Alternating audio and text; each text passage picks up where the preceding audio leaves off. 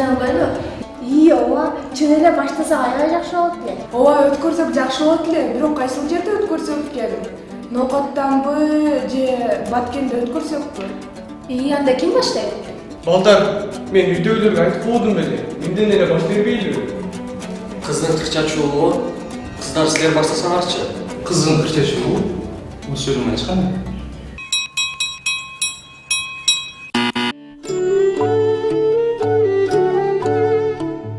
Кыздын кыр чачуулугу дегенибиз бул элибизде кыздын чачын байлап, экиге өрүп, оң чачын ошол согончогуна чейин таштап алып, ошол чачын сыйлап, ошол кыздын келечекте эне болоорун эстеттирип, эне болоорун сыйлап, ар дайым кызга жол берип, анын келечектеги эне экендигине таянып, анын улуулугун даңазалап айтып келишкен.